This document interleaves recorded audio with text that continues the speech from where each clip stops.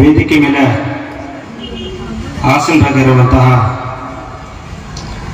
ನಿಮ್ಮೆಲ್ಲ ನೆಚ್ಚಿನ ನಮ್ಮ ಒಂದು ತಾಲೂಕಿನ ಡಿವೈಎಸ್ಪಿ ನಂದಕುಮಾರ್ ಸರ್ ಅವರು ಆಗಮಿಸಿದ್ದಾರೆ.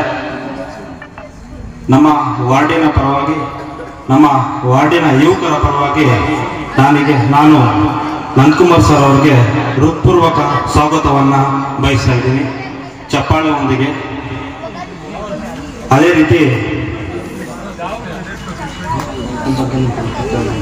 ಅದೇ ರೀತಿ ನಮ್ಮ ನಗರಸಭೆ ಸದಸ್ಯರಾಗಿರುವಂತಹ ಮುಸ್ತಫಣ್ಣನ್ನು ಆಗಮಿಸಿದರೆ ಅವ್ರಿಗೂ ಸ್ವಾಗತವನ್ನು ಬಯಸ್ಕೊಳ್ತೀನಿ.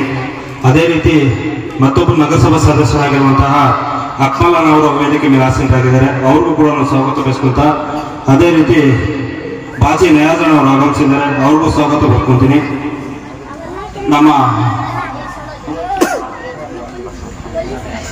ಅದೇ ರೀತಿ ಮೌಲಾನಾ ಯಾಸೀನ್ ಸರ್ ಅವರು ಹರ್ಲತ್ ಅವರು ಆಗಮಿಸಿದ್ದಾರೆ, ಅವ್ರಿಗೂ ಸ್ವಾಗತವನ್ನು ಬಯಸ್ಕೊಳ್ತೀನಿ.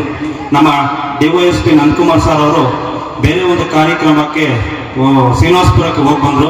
ಈ ಕಾರ್ಯಕ್ರಮಕ್ಕೆ ಬರಲೇಬೇಕು ಅಂತ ಹೇಳಿದಾಗ ಖಂಡಿತವಾಗ್ಲೂ ಕಾರ್ಯಕ್ರಮ ಭಾಗಿಯಾಗ್ತೀನಿ ಅಂತ ಹೇಳಿಬಿಟ್ಟು ಈ ತಡವಾದ್ರೂ ಕೂಡ ಈ ಒಂದು ಕಾರ್ಯಕ್ರಮದಲ್ಲಿ ನನ್ನ ಒಂದು ತಾಲೂಕಿನ ಜನ, ನನ್ನ ಒಂದು ನಾಗರಿಕರ ಜನ, ನನ್ನ ಒಂದು ನಗರದ ಜನ ಒಂದು ಒಳ್ಳೆ ರೀತಿಯಲ್ಲಿ ಬದುಕು ಕಟ್ಕೊಂಡು ಒಳ್ಳೆ ರೀತಿಯಲ್ಲಿ ಸಾಗಬೇಕು ಅನ್ನೋ ಮನೋಭಾವದಲ್ಲಿ ಏನು ಈ ಕಾರ್ಯಕ್ರಮ ನಶೆ ಮುಕ್ತ ಕಾರ್ಯಕ್ರಮದಲ್ಲಿ ಒಂದು ಯುವಕರು ಬಲಿಯಾಗ್ತಾ ಇದ್ದಾರೆ, ಆ ಒಂದು ಬಲಿಯಾಗಬಾರದು, ಒಳ್ಳೆ ರೀತಿಯಲ್ಲಿ ಸಾಗಬೇಕು ಅನ್ನೋ ಕಾರ್ಯಕ್ರಮ ಇವತ್ತು ನಂದಕುಮಾರ್ ಸರ್ ಆಗಮಿಸಿದ್ದಾರೆ. ಅವರು ಈ ಕಾರ್ಯಕ್ರಮದ ಕುರಿತು, ಯಾಕಂದ್ರೆ ಬೇರೆ ಕಾರ್ಯಕ್ರಮಕ್ಕೆ ಹೋಗೋದ್ರಿಂದ ನಾವು ಸ್ಟೇಷನ್ ಹತ್ರ ಇದ್ದು ಸಾರ್ನ ಅಲ್ಲಿಂದನೇ ಕರ್ಕೊಂಡ್ ಬಂದ್ವಿ. ಆ ಒಂದು ಯುವಕರ ಬಗ್ಗೆ, ನಮ್ಮ ಒಂದು ಈ ಗಾಂಜಾ ಡ್ರಗ್ಸ್ ನಶೆ ಮುಕ್ತ ಒಂದು ಕಾರ್ಯಕ್ರಮದಲ್ಲಿ ಒಂದೆರಡು ಮಾತುಗಳನ್ನ ಉದ್ದೇಶಿಸಿ ಮಾತಾಡ್ಬೇಕಂತ ಅವ್ರಿಗೆ ನಾನು ಮನವಿ ಮಾಡ್ಕೊತಾ ಇದ್ದೇನೆ.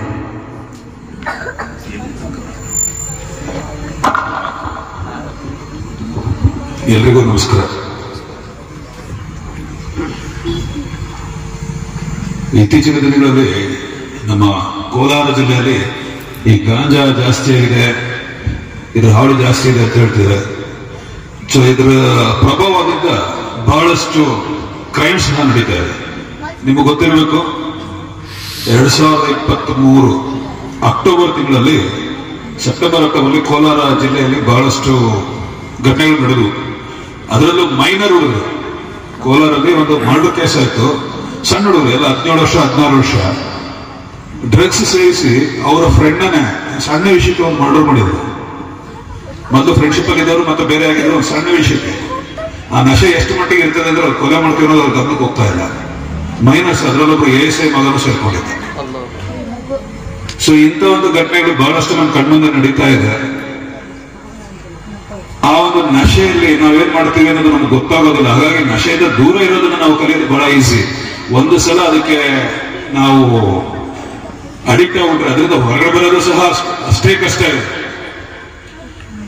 ನಿಮಗೆಲ್ಲ ಗೊತ್ತಿರೋ ಒಂದು ಉದಾಹರಣೆ ನಾನು ಹೇಳಕ್ ಇಷ್ಟಪಡ್ತೇನೆ. ಎಲ್ರಿಗೂ ಗೊತ್ತು, ಕರ್ನಾಟಕ ಸಭೆ ಇದೆ. ಅವರು ಎಂತ ಫ್ಯಾಮಿಲಿಯಿಂದ ಬಂದವರು, ಬ್ಯಾಕ್ಗ್ರೌಂಡ್ ಹೇಗಿದೆ, ಆದ್ರೆ ಯಾವುದೋ ಒಂದು ತಮ್ಮ ಕೆಟ್ಟ ಸಹವಾಸದಿಂದ ಒಂದು ಲೈನ್ ಇಳಿದ್ಬಿಟ್ಟಿದ್ರು. ಅದರಿಂದ ಹೊರಗಡೆ ಬಂದ ಮೇಲೆ ಈಗ ಎಲ್ಲರೂ ಕಡೆ ಅವರೇ ಹೇಳ್ತಾರೆ, ಇದು ಇಳಿಬಿಡಿ, ಇದಕ್ಕೆ ಇದ್ರ ಏನ್ ಎಫೆಕ್ಟ್ ಅನ್ನೋದು ಅವರು ಜನರಿಗೆ ತಿಳಿಸ್ತಾ ಇದ್ದಾರೆ. ಇದು ಬಹಳ ಕೆಟ್ಟದು, ಇದು ಪ್ರಭಾವ ಒಳಗೊಳ್ಳಬೇಕು. ಅದರ ಅನುಭವ ಅವರಿಂದನೇ ಕೇಳಬೇಕು. ಅವ್ರು ಬಹಳಷ್ಟು ಯೂಟ್ಯೂಬ್ ಅನ್ನು ಇದಕ್ಕೆ ಹಳೆ ಸರ್ಚ್ ಮಾಡೋದು ಗೊತ್ತಾಗ್ತದೆ. ಅದೇ ರೀತಿ ಇಲ್ಲೂ ಸಹ ಇತ್ತೀಚೆಗೆ ಮಂಜುನಾಥ್ ಕಾಲದಲ್ಲಿ ದರ್ಗಾ ಹತ್ರ ಒಂದು ಆಟೋದಲ್ಲಿ ಸಹ ಹುಡುಗರು ಸಿಕ್ಕಿದ್ರು. ಬೆಂಗಳೂರಿನಿಂದ ಏನೋ ಬಂದ ಸಪ್ಲೈ ಮಾಡ್ತಿದ್ದಾರೆ ಅಂತ. ಹೆಚ್ಚಿಗೆ ಮಂಜುನಾಥ್ ಕಾಲನಿ ದರ್ಗಾ ಹತ್ರ 2 ಕೇಸ್ ಆಗಿದೆ ಗಂಜದ. ಸ್ವಲ್ಪ ಈ ಎಸ್ಪೆಷಲಿ ಯಂಗ್ಸ್ಟರ್ಸ್ ಅದಕ್ಕೆ ಈಲ್ಡ್ ಆಗ್ದಂಗೆ ನೋಡ್ಕೋಬೇಕು. ಸಮಾಜದ ವರ್ಷದಲ್ಲಿ ಫ್ರೆಂಡ್ಸ್ ಬಂದು ಏನೋ ಒಂದು ಈಗ ಅದೊಂದು ಶುರು ಇದೆ, ಬ್ರೋ ತಗೋ ಏನಾಗಲ್ಲ ಬ್ರೋ, ಒಂದ್ಸಲ ಟೆಸ್ಟ್ ಮಾಡಿ ಸಾಕಾಗಿದೆ ಅಂತ ಈ ತರ ಆಸೆ ಹುಟ್ಟಿಸ್ತಾರೆ. ಆದ್ರೆ ನೀವು ಯಂಗ್ಸ್ಟರ್ಸ್ ನೀವು ಅದರಿಂದ ದೂರ ಇರೋದು ಕಲಿಬೇಕಾಗತ್ತೆ.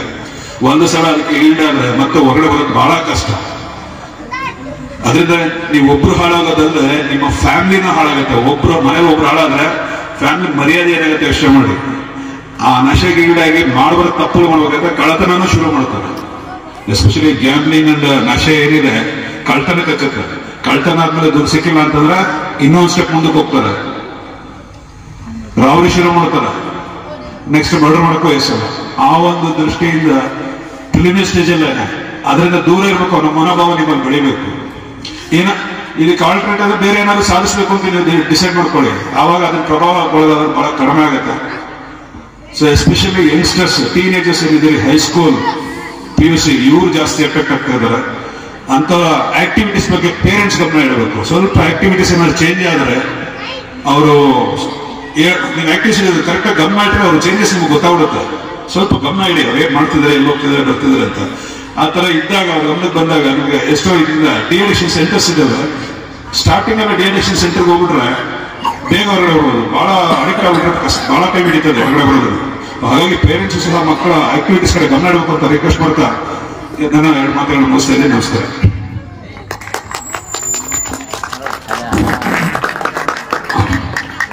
ನಮ್ಮ DYSP ಸರ್ ನಂದಕುಮಾರ್ ಸರ್ ಅವರು ಒಳ್ಳೆ ಒಂದು ಮಾತು ನುಡಿಮುತ್ತುಗಳನ್ನ ಮೂಡಿದ್ದಾರೆ. ಅದನ್ನ ಯಾವ ರೀತಿ ಬದುಕು ಕಟ್ಕೋಬೇಕು, ನಾವೇನ್ ಮಾಡ್ಬೇಕು, ಹೆಂಗ್ ನಮ್ಮ ಜೀವನ ಸಾಗಿಸ್ಬೇಕು, ಅದರಿಂದ ಅದೊಂದು ಮಾತು ಹೇಳಿದ್ರು, ಪ್ರೋ ಅಂತ ಬಂದಿದೆ ಅಲ್ಲ, ಪ್ರೋ ಅನ್ನೋದು ಈ ತುಂಬಾ ಒಳ್ಳೆ ಪದನೇ. ಬಟ್ ಆ ಪ್ರೋ ಒಂದ್ಸತಿ ಯೂಸ್ ಮಾಡೋ, ಒಂದ್ಸತಿ ನೀನು ಯೂಸ್ ಮಾಡಿ ನೋಡಿಗೆ ಚೆನ್ನಾಗಿರುತ್ತೆ ಅಂತ ಅದನ್ನ ನಡ್ಕಟ್ಬೇಕು. ಆದ್ರಿಂದ ನಮ್ಮ ಈ ಒಂದು ಕಾರ್ಯಕ್ರಮಕ್ಕೆ ಆಗಮಿಸಿ, ಎಷ್ಟೇ ಕಾರ್ಯಕ್ರಮದಲ್ಲಿ ಕೂಡ ಬಿಸಿ ಇದ್ರು ಕೂಡ, ಬೇರೆ ತಾಲೂಕಿಗೆ ಹೋಗಿ ಬಂದ್ರು ಕೂಡ ನಮ್ಮ ಒಂದು ನಗರಕ್ಕೆ ಕಾರ್ಯಕ್ರಮಕ್ಕೆ ಆಗಮಿಸಿದ್ದಾರೆ. ನಮ್ಮ ನಿಮ್ಮೆಲ್ಲರ ಪರವಾಗಿ ಅವರಿಗೆ ಹೃತ್ಪೂರ್ವಕ ನಾನು ಅಭಿನಂದನೆ ಹೇಳ್ತಾ, ಅದೇ ರೀತಿ ನಮ್ಮ ವಾರ್ಡಿನ ಜನಪರವಾಗಿ ಹಾಗೆ ಯುವಕರ ಪರವಾಗಿ ಹಾಗೆ ಈ ವೇದಿಕೆ ಮೇಲಿರುವಂತೆಲ್ಲರೂ ಕೂಡ ಅವ್ರಿಗೆ ಒಂದು ಚಿಕ್ಕ ಸನ್ಮಾನವನ್ನ ಮಾಡಿ ಸ್ವೀಕರಿಸಬೇಕಂತ ವಿನಂತಿ ಮಾಡ್ತೀನಿ.